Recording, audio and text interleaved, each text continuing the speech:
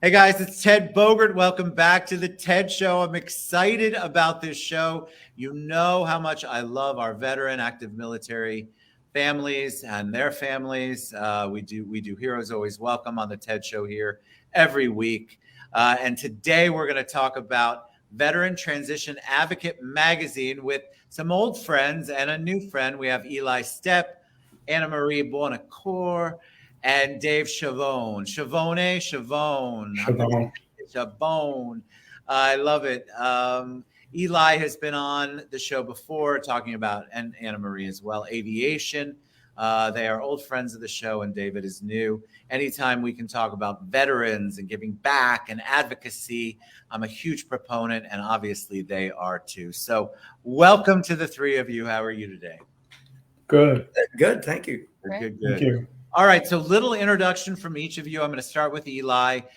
Tell us a little bit about you and maybe what you do besides the amazing world of the Veteran Transition Advocate magazine. Well, I appreciate that, and thanks for the opportunity to be on, Ted. We greatly appreciate it. Basically, I'm a business aviation professional. I've been in business aviation a long time and do some consulting work. I do some work for a company that does aircraft maintenance tracking.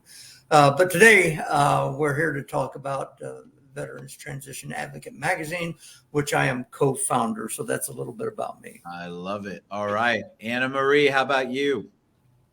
Yes, hello everyone. It's good to be back. I am a business aviation magazine publisher, general aviation magazine publisher. And when I got together with Eli, we spun off BizAv Jets from In-Flight USA, which is my mainstay, a monthly general aviation magazine. And then Eli knew David, and that's when we got together and started doing Veteran Transition Advocate magazine, which is a publication that advocates for veterans who are transitioning back into the workforce after a period of service. That could be buying a business, it could be getting a job, and it lends itself very well to aviation because many veterans have great skills that work out wonderfully in the business or general aviation community. So that is a little bit about me and my role here. I'm a partner and proud to be. Love it. Thank you, Annemarie. And then our newbie, our new friend, David. David, Yes. Tell us a little bit about you. Ted, thank you. I'd like to take this opportunity to thank you and this show and my colleagues for making time of that busy schedule to be here today. I'm excited about what we're doing, but a little bit about me. I'm also a aviation veteran and 40 years in the aviation industry. And I'm a veteran of two branches. I've served active duty in the United States Navy and then transitioned over to the Air National Guard for the rest of my career. So, about 22 years in service. And I've been through all the resources and read up on the many resources that VA.gov has. And I've been mentoring veterans for a number of years trying to obviously get into the career business world and aviation world. I'm also an advocate for the FAA because we're losing mechanics on a daily basis through old age, and not enough people are coming back into the field, as well as pilots, as we all know. So the industry that we all love and we're part of, we want to make sure that the veterans know about it and can enter it, and how do you go for your interviews, and how do you prepare for an aviation career, for instance, or any career for that matter. So all of our options are out there, and we want to just help people realize when they're going in front of an employer what to expect, how to prepare for it. We want to give the employer's point of view of what they, in fact, expect from the veterans who come and speak with them. So we've got a lot of information to put in writing. And I don't want to be long-winded, Ted, so please cut me off. No, I love it. I think what's fascinating to me at doing so many veteran shows, I'm not a vet, but I have such a heart for your service. And I think it's one that you're trained a lot of times, many times, to do a specific job in the military, and it just doesn't equate outside. So you could be highly trained so highly trained, and you get out of service, and there is no job description that matches what you did. There's no, Right. you have all of this experience, so you're either crazy qualified for a job that you're applying for, or they look at your resume and they have zero idea what any of it means in the corporate world. So there's this disconnect, which is why there are so many vets that struggle when they transition out and back into civilian life. So I want to talk a little bit about that, but I want to talk about the magazine, because there's being an advocate, and then there's deciding, okay, we're going to do a magazine that is advocacy based. So where did that idea come from? Well, I'll jump in first. Dave and I were at an aviation event together, and he inquired about the aviation magazine, said, hey, can we partner and do a veterans magazine? So we started talking about it, and we just sat there at the show and started generating it right there. So we're really excited about it. But, Dave has some good contacts. In our first issue is very exciting. On the cover, we have Nick Trotta, which is a former Secret Service special agent, was there with President Bush and back in the day. And he is equated, he's a big veteran supporter, and he's equated the same thing with Secret Service. Sometimes they have a hard time transitioning when they retire or whatever. So he's a good ad. And we also have a gentleman named TJ Henderson in the Las Vegas area. And he has started a little while back the Veteran Social Club, and it is going gangbusters. So we've interviewed him, and we have him in the magazine. So we got some really good content. And Dave, can you mention a couple other articles, or Annamarie, that I'm missing there? Sure, and thank you, Eli. I've met with a lot of transitioning veterans and also mentored them as well. And Ted, you're right. They are actually have blinders on. They don't know which direction to go in. So I help them and let them understand that you have qualifications. You just need to focus on certain areas and certain things that your qualifications can come out, and tell your employer that as well. It's not, I found this out through a lot of veterans I speak to. It's not what you did or where you've been or what you can do. It's basically learning how to adapt to what they're looking for. And my transition is a pleasure. And I would attempt to tell everybody, if they have a chance to meet with a veteran and talk with a veteran, that's a wonderful experience, self-satisfaction. But to go back to what Eli said earlier about how we met, we were, of course, working at the trade show, and Eli himself asked me some questions regarding compensation for the VA, and I told them how to go about doing this. And then I turned around and I basically said, you know what, Eli, we just spent an hour talking. Why don't we put this in writing? Yeah. And why don't I put this in writing for other vets who are asking the same question?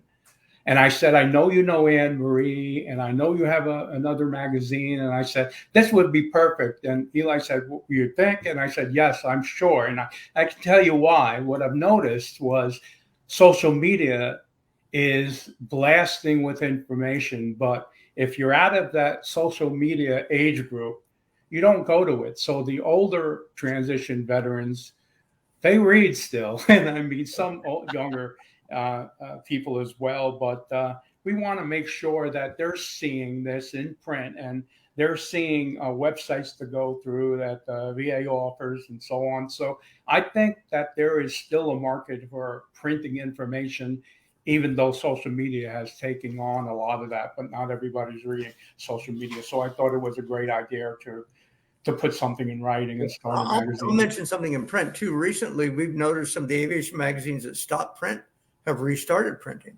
They went online only. So it's kind of a hybrid world now with the advent of QR codes. In an ad, we can put the QR code that'll jump to a video online. So now it's a good hybrid world in that respect.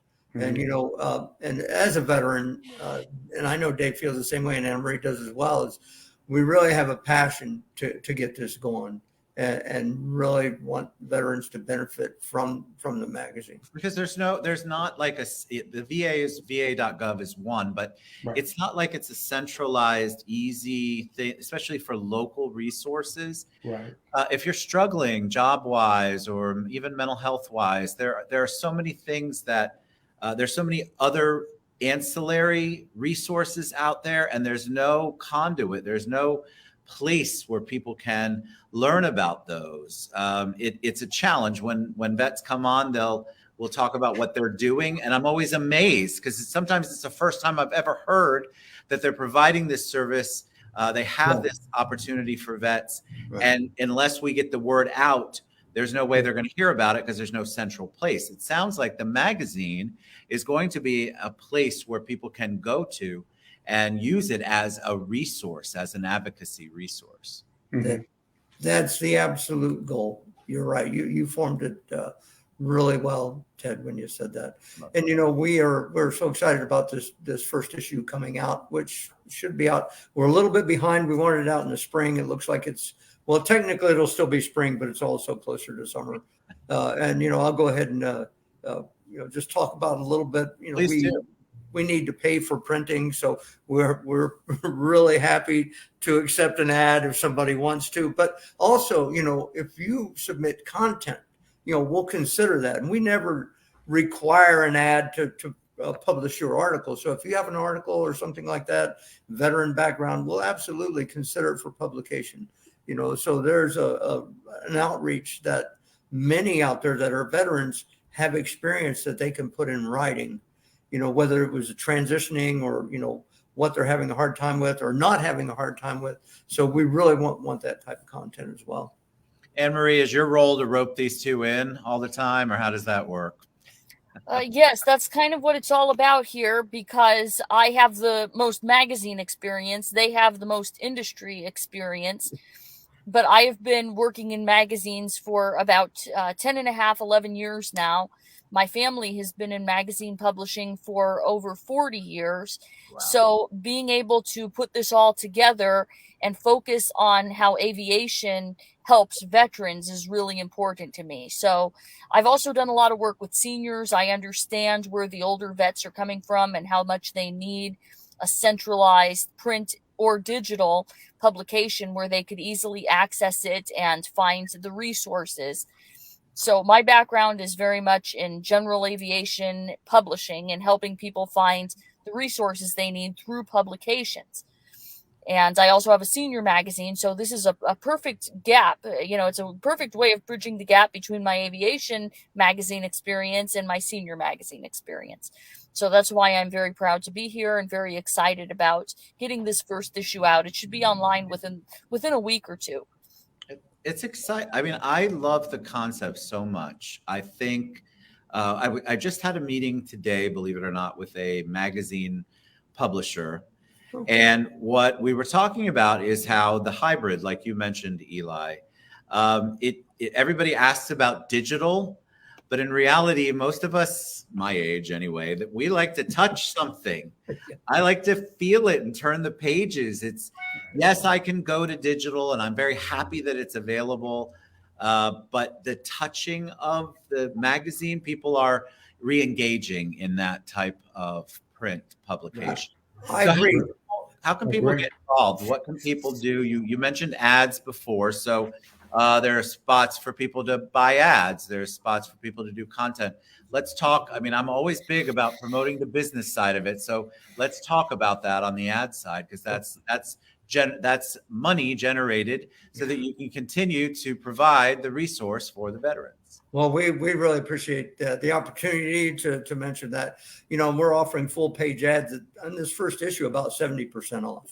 Wow. So it's a really good deal, that they go to our website, vtamag.org. There's a location there, or they can email me, Eli, at vtamag.org, and say, hey, I'm interested in that. And basically I'll send out an estimate. So they don't have to, okay, I'm buying an ad. Here's the estimate. It's basically a firm price. And then they can go ahead and respond and say, yeah, and then we'll send an invoice. So, we're really going after it on this first issue. So it's absolute great value. There's my pitch. I know. I'm glad. No, sometimes people come on the show and they're afraid to pitch. And so I just want to encourage, because it's so important. You can't provide the resource if you don't have the money to print the resource. And I think people just have a disconnect. And I think business is part of it. You have to make some money in order to do what you want to do and provide the resource. So there are people out there that support causes, that support groups like veterans and our active military. So I want them to know there's an opportunity for them, especially on this ground level, to get in and be part of the Veteran Advocate Magazine, Veteran Transition Advocate Magazine. Before I wrap up, and go ahead. Go ahead. I'm sorry. No, please. Just really quick, when we're going back to the hybrid situation, I mean, things online, we're available online and in print. So if you like either or, but for some of us, sometimes it's so busy online now. If you get 5 seconds at a time, you're lucky. So that's why we're doing it both ways. I love it. All right. So I love to ask this question, and we have a little bit of time. So I'm going to ask all three of you, especially when it comes to the veteran community. And I'll start with Annemarie. Annemarie, when I say the word hero, who's the first person that comes to mind? Well, that's a big word that we talk about, and we say the word hero a lot when it comes to veterans. But when you see an industry that is in decline, like aviation mechanics, these people who are going forward and serving in that role are everyday heroes. I mean, there's the Purple Hearts and the big time heroes who save people's lives. But when there is a profession that is so deeply needed, and yet there's a scarcity of those professionals, we have a pilot shortage, we have a mechanic shortage, and there are shortages of people in occupations. Teachers can be a shortage because sometimes they don't get paid enough, and there's just a lot of issues in that profession. So I'd like to think of an everyday hero as somebody who steps up and is willing to do the work, is willing to learn the work, even though there may be some difficulties in doing that. So I think a lot of our interviewees, a lot of our interview subjects, they are our heroes in this project because they're stepping up to the plate. They did it during wartime, they do it during peacetime, and they're doing it in the civilian workforce. And we thank them for that. Beautiful. All right, David, when I say the word hero to you, who is the first person who comes to mind? Well, Ted, I better say my wife. I'm keeping the family together. Tell me why. Tell me why. Well, I mean, she's been through all this with me while I was deployed several times, and she kept everything together at home and the family, etc. And the spouses of all military members do that, and they're heroes in my eyes. And so one thing, anybody who's willing to do things unselfishly and help others is a hero in my eye. It doesn't have to be one individual person. It's anyone who's willing to help other people. Beautiful. All right. You're going to get brownie points for the I same. know. Good for you, Dave. Good for you. All right, Eli, last but not least, when I say the word hero, who's the first person who comes to mind? Well, most of the veterans, if you really ask them who the hero, they'll tell you it's the ones that did not come back. Those are the true heroes. And, none of them will, they'll just talk about the ones that sacrificed and gave all. So I can't say one particular one, but it's really the ones who didn't come back and sacrificed everything. Beautiful. All right. I love that question because it gets the heart. And, it's good to recognize heroes and say that thankfulness out loud. All right, Eli, what's the best way for everybody to find out more about Veteran Transition Advocate Magazine? Okay, so we are on social media. We're on LinkedIn, Veteran Transition Advocate Magazine. So we're on Instagram, we're on Facebook, we're on LinkedIn.